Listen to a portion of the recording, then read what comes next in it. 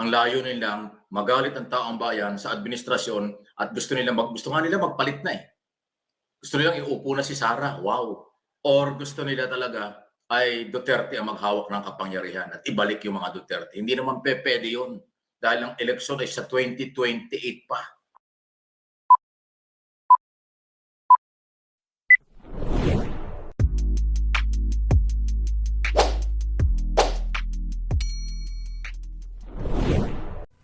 Welcome back sa aking YouTube channel. Para sa mga first time lang po na manood, let's click mo na yan, Jeremy's TV, Manila.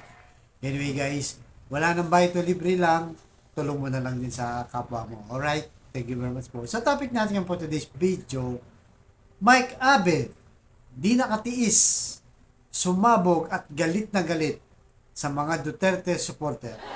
At sa SMNI, fake news kayo.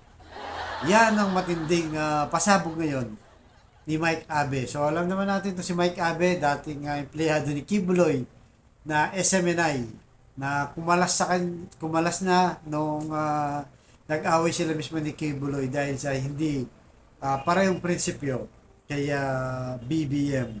So yun guys. So naglabas siya ng sama ng loob at mga patutsada o banat sa mga Duterte supporter. So sabi niya, lahat ng issue sinakyan nyo. Destabilization, di ba? Yung kudeta nga guys, di ba? Kasi nagsimula nga din niya sa SMNI. Yung mataas na presyo ng bilihin. Dito, tama naman yun, di ba guys? Alam naman natin, yung mataas na presyo ng bilihin. Totoo naman yun. Kaya okay lang yun kahit broadcast ng mga Duterte supporter. Totoo naman yan kahit tayo, binabanatan natin yan. Impeachment, ito, yung impeachment na talaga pinasabog nila na ngayon dinideny na ni BBM, ni Martin Romualdez, at talagang sabi niya, ginugulo niyo ang bayan, sabi ni Mike Abe. At bukod doon, sabi niya, kung talagang gusto niyo suportahan ng bayan, di ba, magsalita kayo na kontra o laban sa China o sa West Philippine Sea. So alam naman na, ito, totoo to guys. Ako talagang sinusuporta ko dito si Mike Abe. Kasi nga, unang-una, pagdating sa West Philippine Sea, di ba, wala tayong naririnig. Kay Duterte, wala. Kay Amy Marcos, wala. Di ba? Lalo-lalo na kay BP Sara, wala ka rin maririnig na paglaban, pagkontra sa China. Si BBM lang ang naririnig natin at yung mga Congress, man at Congress woman. Di ba? At bukod dyan, yung mga Duterte supporter talagang nakita natin. Napapanood natin yung mga narratives nila, kumakampi pa sila sa China. Di ba? Sinabi nila, gigirahin tayo, ayan yun yung China, di ba?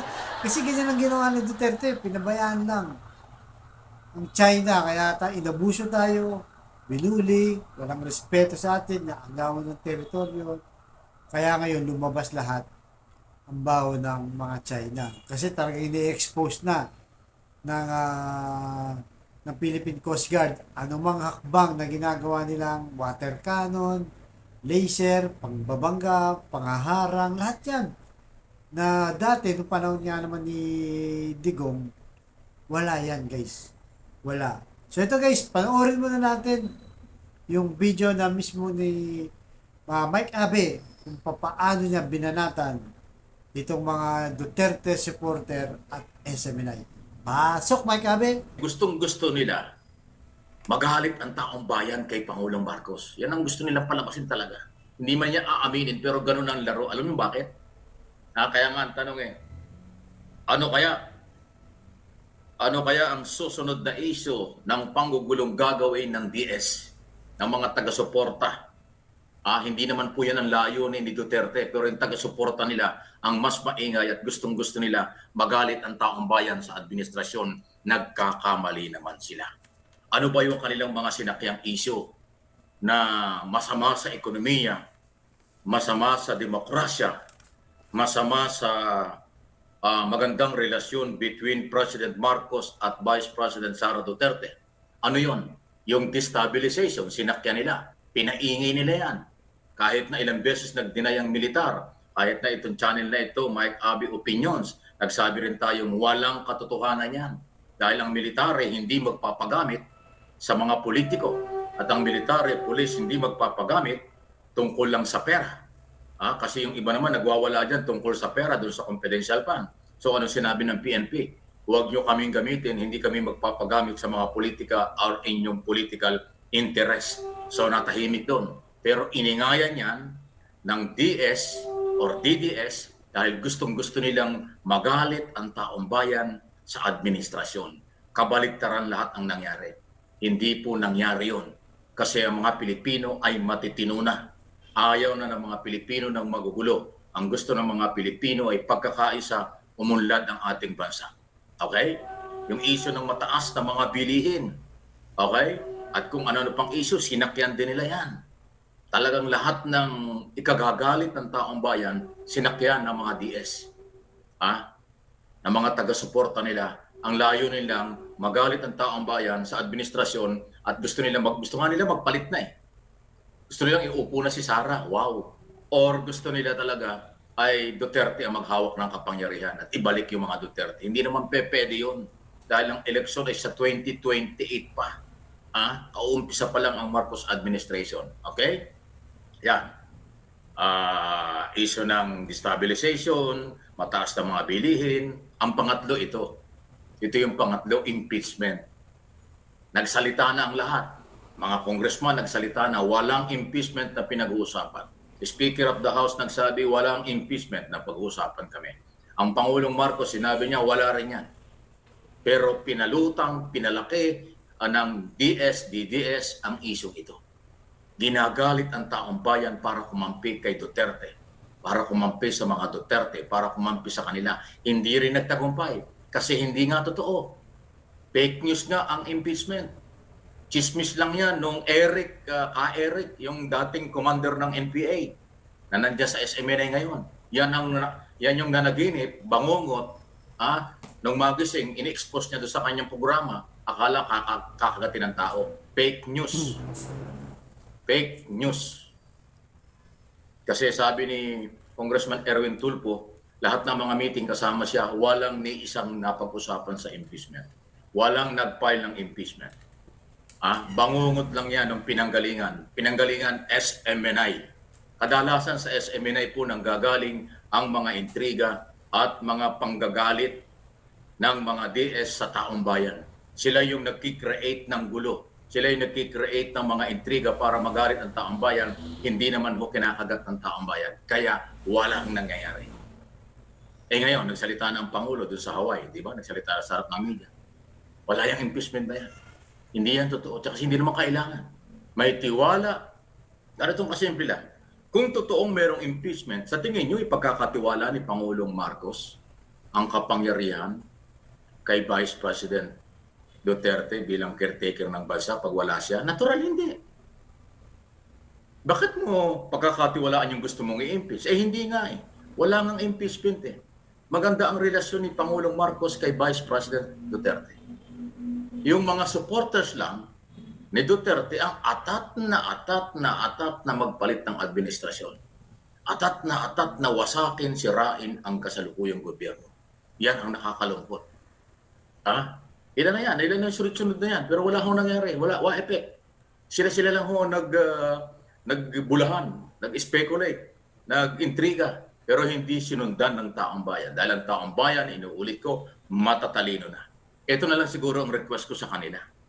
Alam nyo, kung kayong mga DS or mga taga-suporta ng mga Duterte o yung mga Duterte mismo, kung gusto nyo makatulong sa bayan at makakuha kayo ng sympathy, makakuha kayo ng suporta, malasakit at maibalik sa inyo yung tiwala ng taong bayan, sumama kayo sa administrasyon laban sa China. Sumama kayo sa administrasyon para panindigan ang West Philippine Sea. Sumama kayo sa administrasyon at sa majority ng Pilipino na nananindigan sa teritoryo, sa exclusive economic zone dyan sa West Philippine Sea. Katanggap-tanggap yan at babangon kayo. Nakakabawi kayo. Hanggat hindi kayo naninindigan na pabor sa Pilipinas or pabor sa mga Pilipino at pumapabor kayo sa pinaglalaban ng Pilipino sa West Philippine Sea, lagi kayong ganyan. Mababawasan at mababawasan. Kaya nga iniwanan na kayo ng mga congressman. Kita ninyo? Mahigit na 100 congressman yata yung PDP laban ngayon, lalabing 5 na lang. Nag-alisa na. Naglipatan sa Lakas CMD, naglipatan sa Partido Federal ni Pangulong Marcos. Yung Lakas CMD kay Speaker. Although normal lang sa politika, yung babaliktaran. Kaya yun ang challenge. Yun ang akin pong paniniwala. Ulitin ko, kung yung mga DS o yung mga Duterte ay susuporta sa administrasyon ni Pangulong Marcos kanyang ipinaglalaban sa West Philippine Sea issue, makaka-recover kayo. Or So yun guys, napanood nyo, di ba? Galit na galit talaga itong si Mike Abe. Pero doon sa discuss niya na 4 na punto, di ba?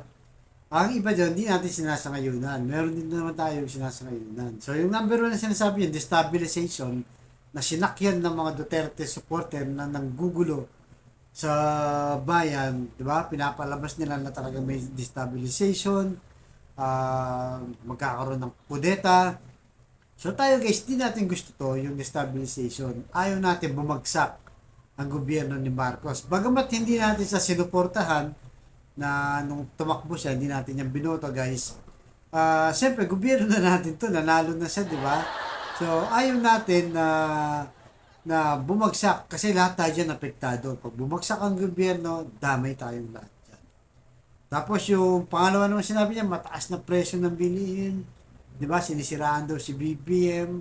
Gusto ng mga taong bayan ay magalit kay BBM. So dito, hindi ako sangayon sa kanya. Kasi totoo naman yan, di ba? Sa sobrang taas ng bilihin, lalo na ako guys, namamalengke ako, di ba? Sa mga vlog ko kung titignan, namamalengke talaga ako linggo-linggo. Talaga namang napakataas ng presyo ng bilihin. So, ibig sabihin, wala itong pakinabang sa taong bayan, di ba? Hirap tayong lahat, di ba? Lalong-lalo na yung mga kapatid natin walang-wala sa mga below poverty. Talagang hirap dyan. Sa taas ng presyo ng bigas. Ngayon guys, di ba, kakabili ko nga lang, yung dati binibili kong kokoyo na bigas, 58 lang. Ayun, 64 na guys. 6 pesos ang dinagdag ng bawat kilo.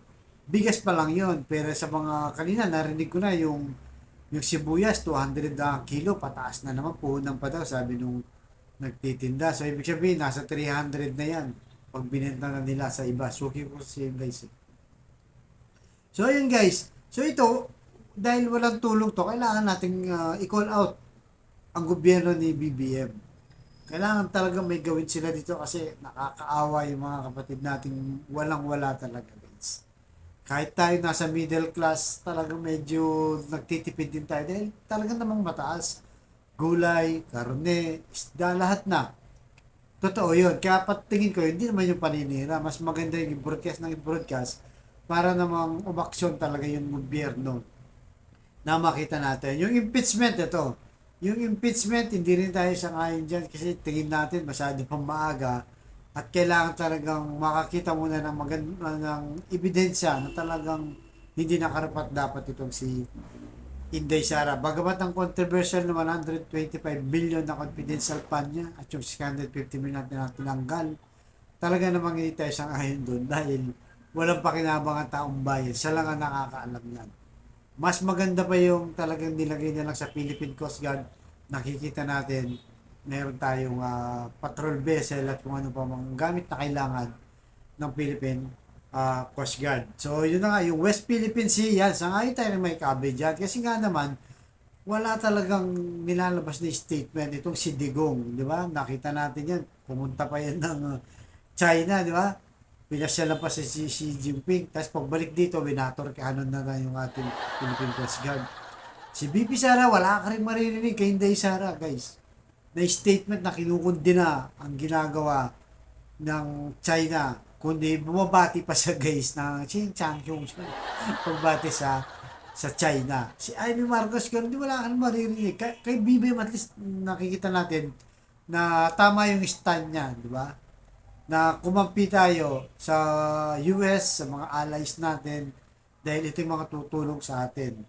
'Di ba? Kasi sila naman yung hindi nananakop, sila yung hindi nambubuli. Sino ba yung gumagawa niyan? Wala nang iba kundi ang China. So, tayo kahit anong gawin pa natin, talagang maka pro-Pilipino tayo, may pakinabang to. Kaya sangayon tayo dun sa sinabi ni Mike Abe na kailangan natin ipaglaban ang West Philippine Sea. Hindi natin kailangan kumampi kahit ano pang kulay natin, kahit ano pang politika natin. Basta para sa bayan, doon tayo. So, alam niyo naman guys, ang vlog natin para sa totoo lang at siyempre para sa bayan. Kung may pakinabang ang taong bayan, doon tayo. Di ba? Walang personal interest dyan gaya yung away ng Duterte at ng Arroyo, ng Romualdez, Marcos. Wala tayo dyan. Kung yung pakinabang, doon tayo guys. Di ba? Para sa bayan. Right? So, dito lang po. Baka yan susunod po. Thank you very much po.